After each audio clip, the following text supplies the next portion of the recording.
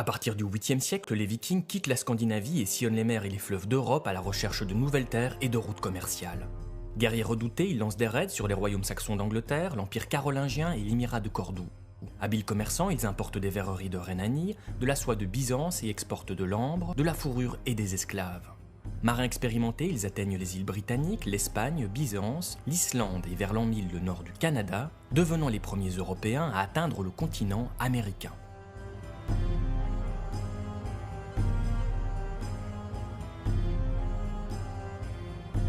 Au 8e siècle, les contrées scandinaves sont divisées en une multitude d'États indépendants. Les habitants de ces petits royaumes du Nord entretiennent peu de rapports avec le reste du continent et sont une des rares populations d'Europe à ne pas être christianisées. Par facilité, on divise ces populations en 3 groupes, les Norvégiens, les Danois et les Suédois. Cette distinction, qui ne reflète pas exactement la réalité culturelle, linguistique et politique de la Scandinavie du 8e siècle, permet de comprendre le phénomène viking et ses conséquences sur le continent européen. À partir du 8e siècle, les Scandinaves connaissent un phénomène d'expansion. Les Suédois s'étendent vers l'est à la recherche de routes commerciales, ils atteignent Constantinople et Bagdad. Les Danois, quant à eux, lancent des raids sur l'Angleterre et l'Empire carolingien.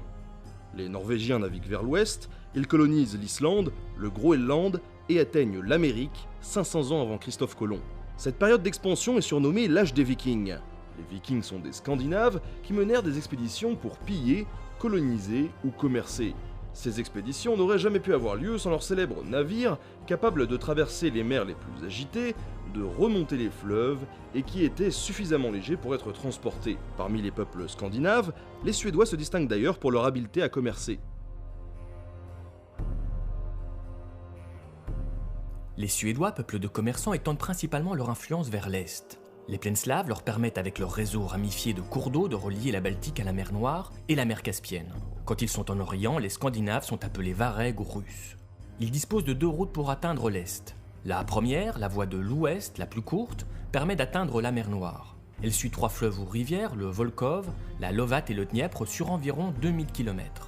Ce trajet comporte de multiples inconvénients. Les rapides y sont dangereux, de nombreuses zones sont non navigables, obligeant les Varegs à porter leurs navires, et certaines régions sont habitées par des populations hostiles, comme les Pecheneg qui attaquent les commerçants pour les dépouiller. Plus longue, la voie de l'Est a l'avantage d'offrir un trajet moins risqué pour les marchands scandinaves. Cette route suit la Volga, le plus long fleuve d'Europe, pour atteindre la mer Caspienne et la mer Noire. Elle offre de nombreux avantages. Elle passe par de nombreuses villes commerçantes, comme Bolgar et Itil, et ne présente pas de zone non navigable. De la mer Noire et de la mer Caspienne, les Varegs atteignent Constantinople et Bagdad, où ils peuvent écouler leurs marchandises, de l'ambre et des fourrures, contre des produits de luxe introuvables en Europe du Nord. En plus d'être des commerçants, les Suédois sont aussi des conquérants et des colonisateurs. Au 8e siècle, ils établissent des forteresses dans la région de Rostov pour contrôler la Volga. Au 9e siècle, ils s'installent autour de Novgorod et y fondent un État. Quelques années plus tard, un autre État est fondé par les Varegs autour de Kiev. Les Varegs laissent une empreinte significative sur l'Europe de l'Est. Ils sont à l'origine de la naissance de la Russie.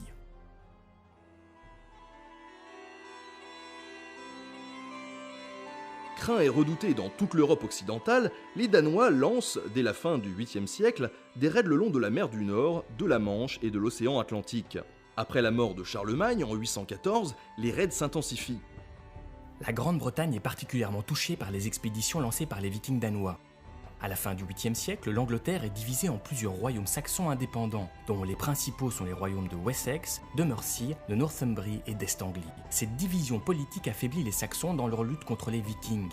Le premier raid connu frappe un monastère sur la côte est de l'Angleterre, des moines y sont tués ou emportés comme esclaves et leurs trésors pillés. Cet événement marque le début de l'ère viking en Grande-Bretagne. Peuple de marins, les Danois utilisent les fleuves pour atteindre leurs objectifs, situés à l'intérieur des terres. Leurs navires à fond plat et à faible tirant d'eau peuvent remonter les fleuves malgré la faible profondeur des cours d'eau. Certains fleuves, comme la Tamise, constituent des voies de pénétration idéales pour atteindre des cibles situées à l'intérieur des terres. Un épisode marque particulièrement les populations anglo-saxonnes. En 865, une vaste armée débarque dans le royaume d'Est-Anglie. L'armée, surnommée la Grande Armée païenne, est dirigée par 3 fils de Ragnar Lodbrok, Ivar, Halfdan et Ubba. Les guerriers danois traversent le royaume de Northumbrie et prennent la ville de York où certains s'installent comme fermiers. Entre 875 et 879, les Danois fondent un royaume autour de York. Ce nouvel état s'étend ensuite sur la Northumbrie, l'Est-Anglie, les 5 bourgs et les Midlands du sud-est. Alfred le Grand, souverain de Wessex, parvient après une longue lutte à arrêter l'expansion danoise mais doit reconnaître l'État qui prend le nom de Danelaw. Une nouvelle vague de vikings déferle sur l'Angleterre en 947 avec l'arrivée de Éric, surnommé Hache sanglante. La présence scandinave est maintenue avec le règne de Knut le Grand, qui forgera un empire s'étendant sur l'Angleterre, la Norvège et le Danemark. Outre l'Angleterre, les Danois ravagent l'ouest de l'Empire carolingien, affaibli après la mort de Charlemagne. Déjà fragilisé durant le règne de Louis le Pieux, fils de Charlemagne, l'Empire est divisé en 3 parties après le traité de Verdun en 843. Comme en Angleterre, les Danois utilisent les cours d'eau pour atteindre les cibles situées à l'intérieur des terres. Ils empruntent la Seine, la Loire et la Garonne, et des camps sont établis aux embouchures de ces 3 grands fleuves.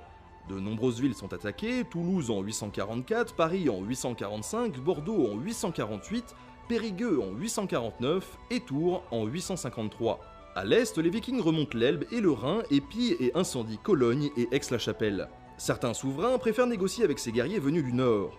Pour mettre fin aux problèmes vikings, Charles le Simple propose au chef de guerre Rollon des terres en Basse-Seine pour former une garde frontière. Rollon devient le vassal de Charles le Simple, il est baptisé et épouse Gisèle, la fille illégitime de Charles. Un siècle plus tard, la concession cédée à Rollon devient le duché de Normandie, et l'un des descendants de Rollon, Guillaume le Conquérant, saisira le trône d'Angleterre après la bataille d'Hastings en 1066. D'Angleterre et de France, les Vikings déferlent sur la péninsule ibérique. En 844, en utilisant le fleuve Guadalquivir, des Vikings atteignent Séville et Cadix. Les Scandinaves pénètrent en Méditerranée par le détroit de Gibraltar et lancent de grands raids sur les côtes de la Méditerranée occidentale. Les guerriers du Nord sont capables d'atteindre l'Afrique, l'Espagne, le sud de la France et le nord de l'Italie. Les Danois ne sont pas les seuls à mener des raids sur l'Europe occidentale. Les Norvégiens lancent aussi des expéditions le long des côtes atlantiques, mais ils se distinguent surtout par les expéditions lancées au nord-ouest de l'Europe.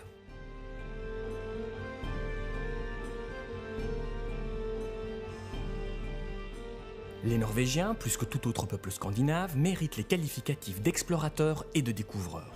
Vers 750, des groupes de Vikings quittent la Norvège et colonisent les îles Shetland.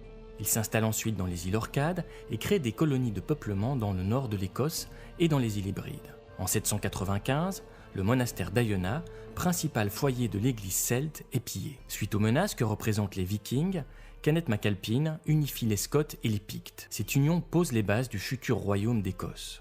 Dans les îles Hébrides, situées à l'ouest de l'Écosse, les Vikings se mêlent aux populations locales et finissent par adopter la langue locale, le gaélique. D'Écosse, les Norvégiens lancent des raids avec les Danois sur les côtes d'Irlande. L'île est alors divisée en plusieurs royaumes. Après une phase de raids, les Vikings s'installent et fondent des camps fortifiés. Certains, comme Dublin, deviennent des villes et des centres commerciaux. La présence de Vikings se termine avec la victoire de Brian Boru, au roi d'Irlande, sur une coalition de Vikings et de clans irlandais. Vers 860, depuis les îles Féroé, les Norvégiens découvrent l'Islande, le dernier pays européen à avoir été peuplé par l'homme. Les premiers explorateurs trouvent l'île peuplée de quelques moines irlandais venus chercher l'isolement. Cette nouvelle terre est baptisée Islande, terre de glace, et 10 à 20 000 Scandinaves s'installent sur l'île. Ils y fondent un état libre, sans roi, gouverné par plusieurs assemblées, dont la principale est l'Althing. Les chefs de clan, les Gothar, s'y réunissent une fois par an. Vers 982, Éric le Rouge, un riche propriétaire terrien banni d'Islande, part à la recherche d'une île mentionnée par des navigateurs islandais. Il atteint une île qu'il nomme Groenland, la Terre Verte. Les Vikings s'installent principalement dans les fjords du sud et de l'ouest de cette nouvelle terre. À peu près 20 ans plus tard, le fils d'Éric le Rouge, Leif Erikson, découvre plusieurs parties du continent américain. Il accoste d'abord sur une terre qu'il surnomme Helluland, probablement la terre de Baffin, ensuite une seconde terre qu'il nomme le Markland, probablement le Labrador. 2 jours plus tard, il atteint un endroit qu'il surnomme Vinland. Des vestiges de huttes sur l'Ansomido et sur le site de Point-Rosé prouveraient que les Vikings ont bien foulé le sol du continent américain. Les Vikings ont-ils navigué plus au sud à partir de cet endroit ? Certains historiens le pensent. Si la présence scandinave est courte en Amérique, elle fait des explorateurs vikings les premiers Européens à poser le pied sur le continent américain. Pendant près de 250 ans, ceux que l'on appelait les Normands en France, les Danois en Angleterre ou les Russes au Moyen-Orient vont sillonner les mers et les fleuves et parcourir plusieurs continents. De la mer Baltique à la mer Caspienne, de l'Empire byzantin à l'Angleterre, les Scandinaves laissent une empreinte significative en tissant des liens commerciaux et en fondant des colonies. Mais la christianisation bouleverse les contrées scandinaves. Au XIe siècle, la Suède, la Norvège et le Danemark deviennent des royaumes médiévaux centralisés. La pratique des raids est abandonnée, mettant fin à l'âge des Vikings.